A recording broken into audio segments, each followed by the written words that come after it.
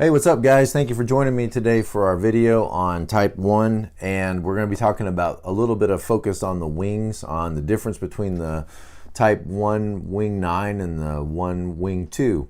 And I've been reading all morning more about ones, and of course, I've got some very important ones in my life, but developing new appreciation for ones.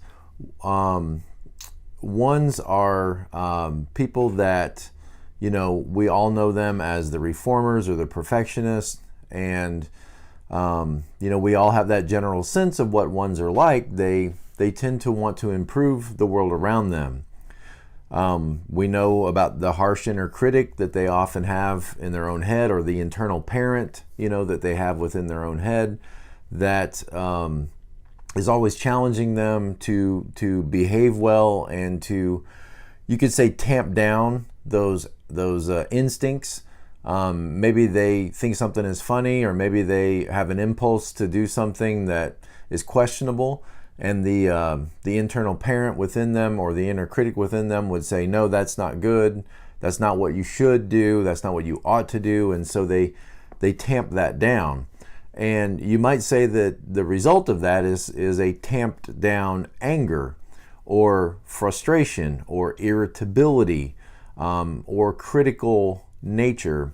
When you're telling yourself no, and I think it's important to realize that ones feel the same impulses as a 7 feels. They feel the same impulses that everybody else feels, but they have trained themselves to quote unquote do the right thing, and that's an internally subjective right thing. That is what they believe is right, and they're intuitively looking internally to know what's right, and so they're going to suppress that instinct to do the wrong thing and then try to do the right thing.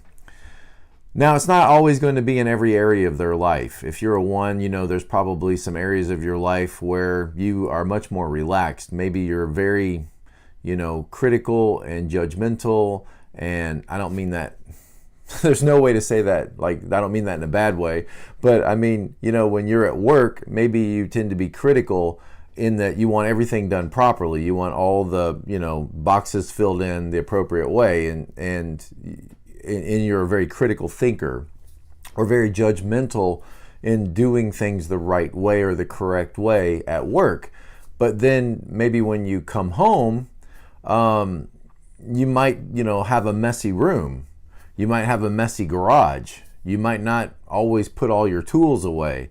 And so, or it may be that you're very strict at work and at home, but then, maybe you don't give a lot of thought and that kind of thing to how you believe about politics or something. I guess what I'm saying is that there's no way anybody can be that consistent in every area of their life, and so it's impossible to live this out in every area of your life, as much as you may try. And so ones, are going to have that kind of frustration, tamped down anger, especially when they see other people not controlling those impulses, acting on those impulses. There's going to be that rising frustration within ones. So I just wanted to go over a little bit of some of the things that I picked up, or was refreshed in, and then I want to talk about the wings. We will get to the wings. It's very important that, we look at the difference between the 1 wing 9, the idealist. That sounds great, doesn't it? The 1 wing 9, the idealist. Oh, I'm an idealist.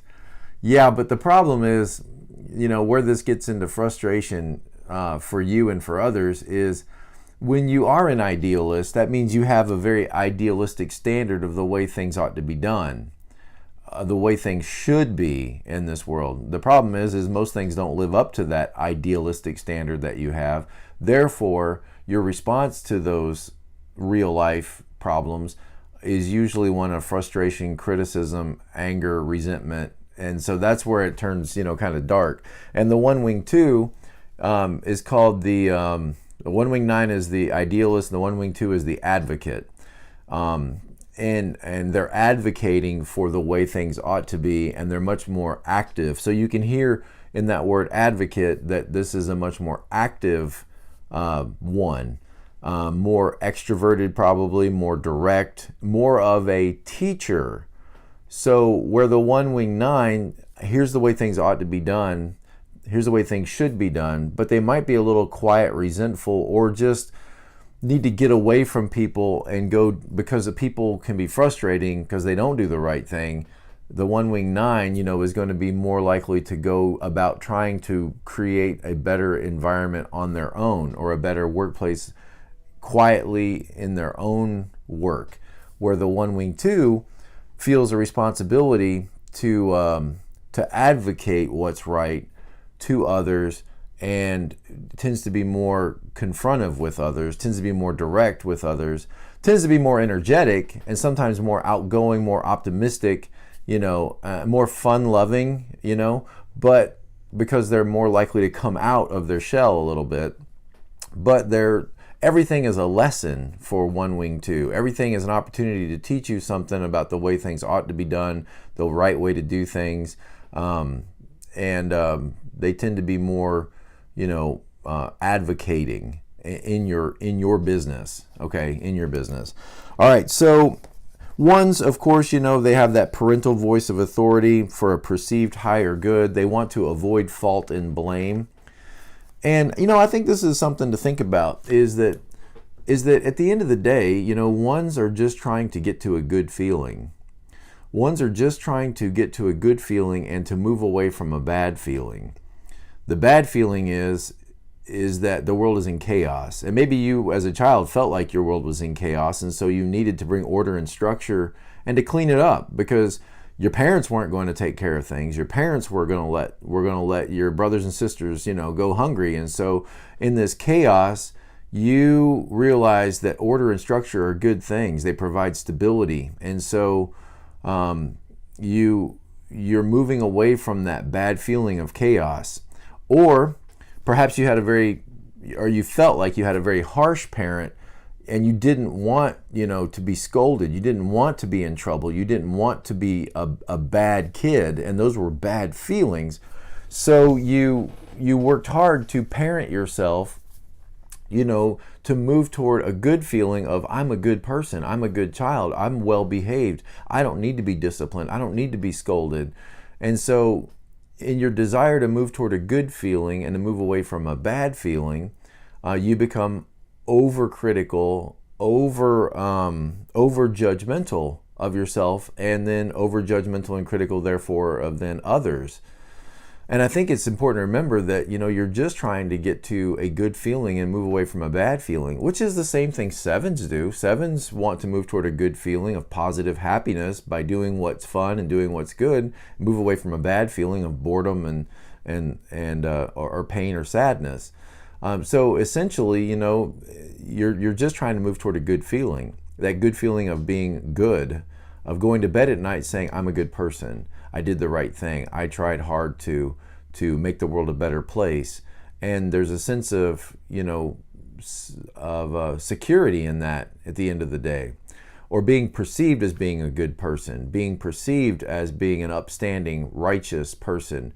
And ones don't like to get angry. They don't like to show their anger unless they feel like they're in a position where they're demonstrating their righteousness. That they're above the shame and wrongdoing of society around them.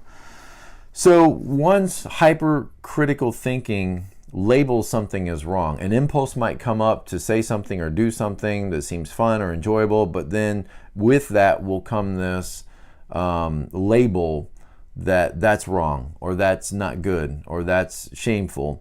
And then what will happen is often the one will do the opposite. They'll do the opposite of what they're inclined to do, what their instinct wants to do. They'll do the opposite of it, and they'll behave themselves, or they'll shut that down, or they will correct themselves. And then when they see you not correcting those impulses, then that can be very frustrating to them. Why don't you correct your impulses? Why don't you label this as wrong? You need me to help you understand what's right and wrong.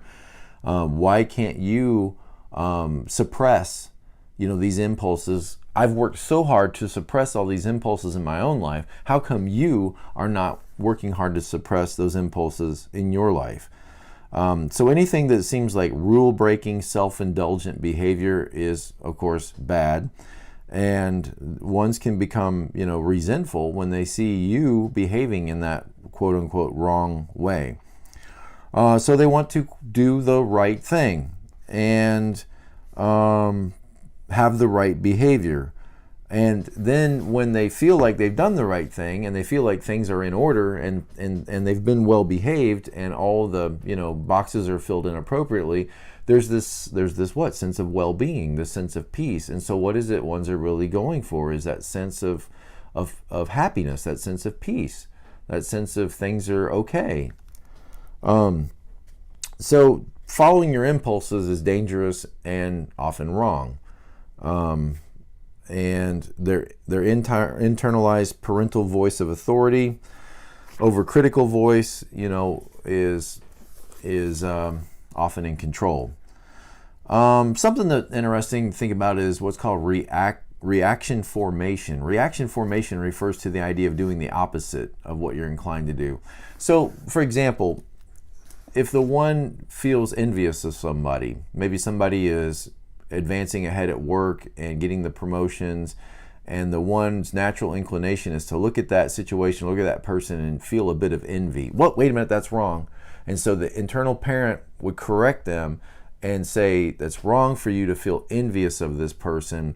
And so now what the one might do is then do the opposite of what they want to do. On the inside, they may want to just lash out and be rude to this person, to be unkind to this person because they're envious of them. But when they tamp that down, what you might see them actually doing is now flattering that person or praising that person and saying, wow, you did a great job. We couldn't do it without you. And so they may do the opposite of what they actually are inclined to do because of this reaction formation. One's focus on positive feelings and their denial or repression of their negative feelings. Reaction formation serves to relieve the stress of this difficult internal conflict. So they want to push their bad feelings down into the unconscious. Or they do push their bad feelings down. And they may become excessively nice, focusing on quote unquote the bright side. Sounds a lot like a 7. Interesting. I hadn't read that before. This is from Beatrice Chestnut's book. It's a great book, and it's probably not one that people pick up first. It was not one of the first ones I picked up, but very helpful. It's very important that we learn to depend on both wings. I know that most of us, we can identify that we have a dominant wing, and that's probably the majority of people is they will realize that oh yes, I am in fact a 1 wing 9. Well, then you need to work on developing more 2-ness in your life, or if you're a 1 wing 2, more 9-ness in your life. It seems to me that the path to health for all of us is that we develop both of our wings. So whatever your dominant wing is, learn the best of that wing and lean on the best of that wing, but try to learn to develop the other wing, to balance yourself out. And when a 1, for example, let's say a 1 wing 9, when they can learn to develop the best of what it means to be a 2, to start to care and have compassion on others, it may tone down a lot of that frustration, a lot of that irritability that they would have ordinarily. Or a 1 wing 2 who's very in people's business and wants to advocate for the right things in society, when they can tone it down a little bit and lean on that 9 and say, maybe my voice doesn't need to be heard in every discussion. Maybe I don't have to share a lesson every opportunity I have. Finding that balance between both wings is critical in us moving toward health. So I want to just emphasize that that in all of these videos in this series on wings is that we need to learn to try to balance ourselves. So don't just accept the fact that, well, I'm a one-wing 9 and that's what I am. You are a one-wing 9, but learn more about what it means to bring that 2 energy into your life. Or if you're a one-wing 2, to bring that 9 energy into your life, to try to balance, and harmonize a little bit more. Okay, I want to go over, a quick list of some of the core values that ones have. Striving for high standards, striving for the best performance, to do their best, to avoid the criticisms, internal and external, of or feelings of being a failure. The idea is that if I'm flawed, as a flawed person, then I must be bad. But of course, the reality is we're all flawed. None of us are not flawed. We all have our areas in our life that we don't get done perfectly. None of us can be perfect. We're all broken people. If I'm flawed and far from perfect, therefore I'm bad. If I don't actively inhibit my emotions and inhibit my impulses and inhibit my needs, I might do something inappropriate and bring criticism on myself or bring shame on myself. And probably the one-wing 2 is going to feel that shame a little more because they start to move into that shame categories of 2, 3s, and 4s. So I don't want to bring that shame on myself. I want to be, I want to be a positive role model for others, and I want to show others the way they ought to behave and the way what they should do. I want to be someone that people rely on. I want to be someone who is upright, someone who is upstanding. I want to be, a model for people. And if I'm going to be proud of anything in life, I guess it's going to be that I can be, a decent person who is an upright standard for others. If something goes wrong, and I've done everything I can do to behave well and to correct, whatever the thing is that went wrong, then at least I can't be at fault because I, did the right thing. And so they're trying to move away from fault, move away from blame, and be seen as, and see themselves as someone who has done the right thing and someone who has been correct, morally correct, perhaps. Pretty much everything in the world could be improved. There's the idealism, right? Everything in the world could be improved. And some parts of it definitely can be. And so I want to be a part of improving the world and making it better. Perfect is hard. And it should be hard, and it's rare, and it may sometimes even seem impossible, but it's worth it. And so, we're striving, we're advocating, and we're striving to make things better and to be better and to suppress that negative voice, negative meaning moving into negative patterns. And so we're listening to the negative voice of self-criticism in order to strive to be a better person. If everyone did their part and everyone would follow the rules and do what they were supposed to do, everything in society could be more decent and better. And so there's that judgmental, broadcasting of the way things ought to be, and the frustration that comes with it. So the one-wing 9. Okay, the one-wing 9, it's a 1 that leans on that, don't worry, everything's going to be okay. What do I, really have to say? That 9, that is more peacemaking. So it's a 1 who wants to improve the world while at the same time wanting to, keep the peace with people. And so they're usually more introverted because 9s are in a withdrawn state. So they're compliant 1 and a withdrawn 9. They're usually more introverted and reserved, can be more impatient, can look more like rigidity or sarcasm rather than direct and straightforward commands.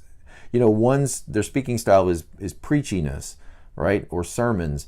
And the one-wing 9, it may be a little less, commanding of others and a little bit more, let me tell you the way things ought to be. They're going to tell you the way things ought to be, but they may not necessarily get in your face and tell you what you need to do. Where a one-wing 2 is maybe a little more likely to step over the line and manage you and advocate to you what ought to be done in your life The one-wing 9 is more likely, I think, to just to preach a sermon about what they think ought to be. They usually won't speak up until they are sure that they're correct. So they're a little bit more apprehensive of speaking up and sharing until they, have thought it through and they know that they're right about something. Less inclined to take action than the one-wing 2. Again, because 9s, of course, I have a problem with taking action. The one-wing 9 is less likely to take action than the one-wing 2. Can be highly discerning, wise, and civilized, introverted, reclusive. They have a reclusive quality about them, seeking relief from the crazy people out there in the world. Again, 8s, 9s, and 1s kind of have that sense that people are ignorant, people are bad, people are foolish, and so 8s just try to work around them and punch back at them. 9s just try to work with them and get along with them. 1s want to correct them, straighten them out, manage them, and the one-wing 9 may be less energetic and may say, I want to just get away from them for a while. The crowds are maddening, they're frustrating, people don't do what they ought to do, people don't throw their trash away when they're done, and I just need to, take a break from all that. So they may often work in more of a quiet, frustrated way. Emotionally reserved, but can be very generous and kind. I've seen that definitely in the people I know that are one-wing 9. They wish to improve things, but can be a little bit more gentler and more detached than the one-wing 2. They may not engage in the dirty work necessary to bring about their reforms. They may not want to go in and fire people, and have difficult conversations and, the things that are unpleasant to do to make things better in the office or better at work or better at home. They may want to avoid those kinds of things, even though they want to reform the world. Maybe they don't want to be direct in how they reform the world.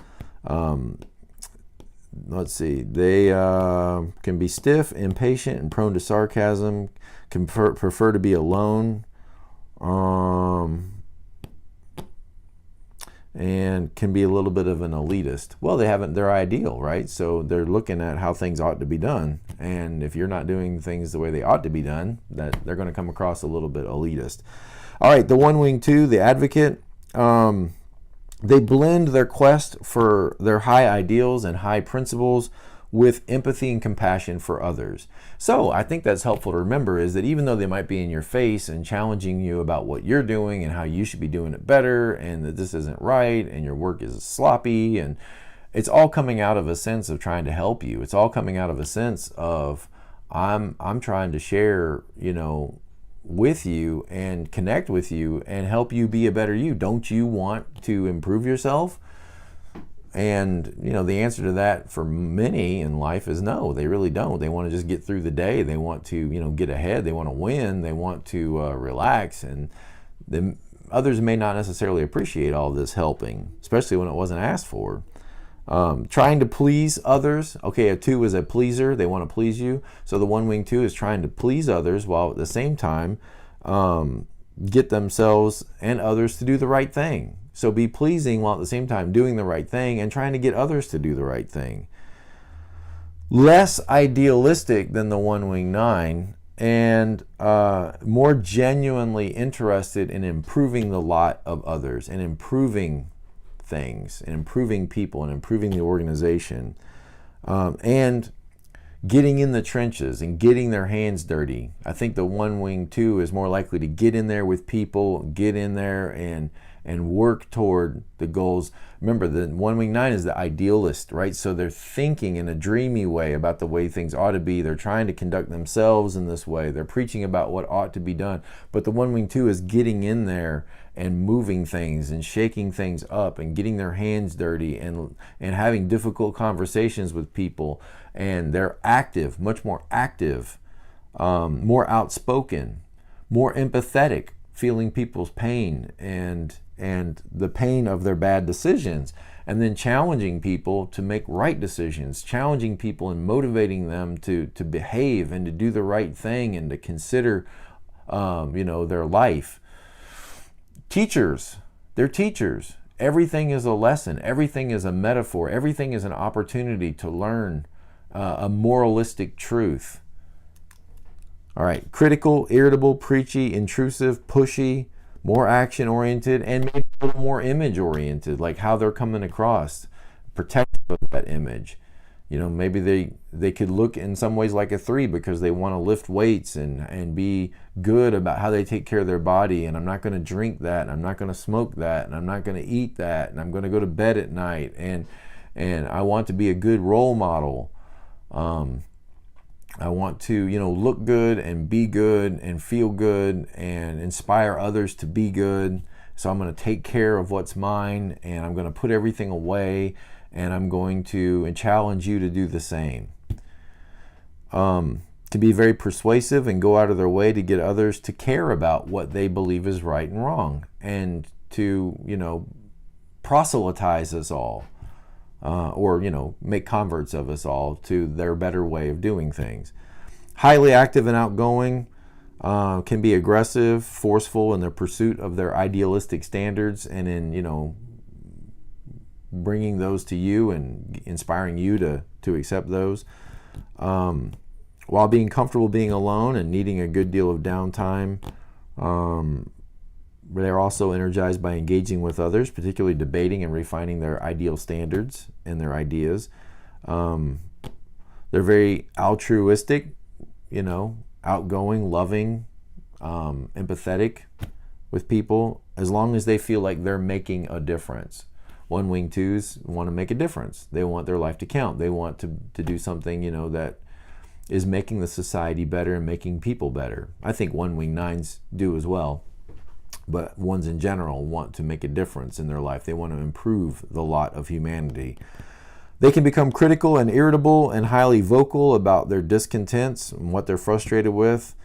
Can be a little more fiery, action-oriented than one-wing 9, and can be, therefore, maybe more frustrating to people at times than the one-wing 9, who might keep a little bit to themselves. And this also comes from The Wisdom of the Enneagram, another great book. So for you ones out there, we love you guys. We thank you for making our lives better, making the world a better place, making the world a safer place. And we're sorry that we frustrate you all the time, but we know you're going to be frustrated anyway. And we ask you to be patient with us as we try to be patient with you.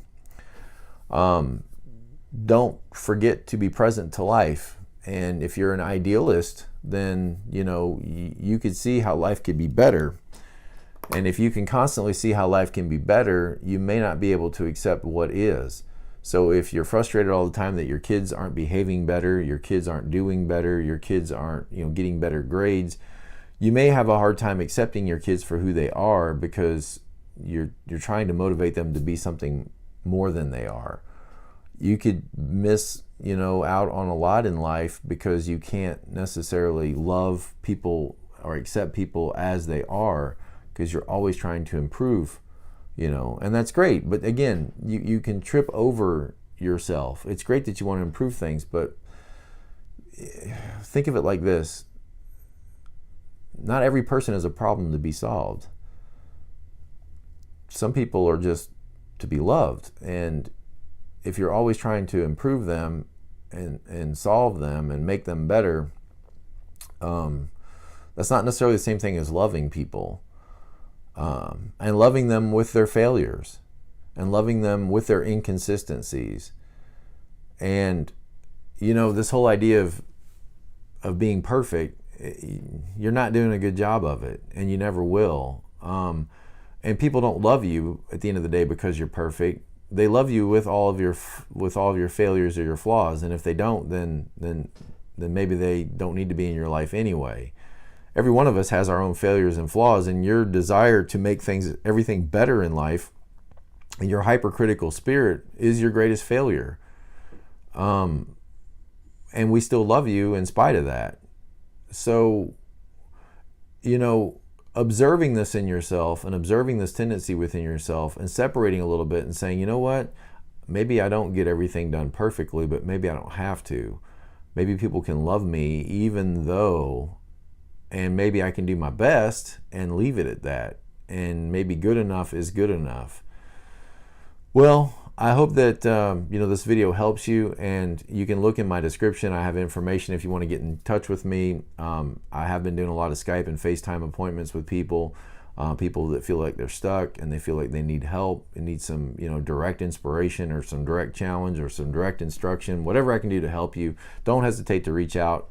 I'm here for you guys. As I'm growing and learning more about the people in my life that I love and care about and how to work with people, whatever I can pass on to you guys, we're all in this together and we're all just trying to help each other. None of us have got this figured out. So I'll see you guys next time. Thank you and blessings.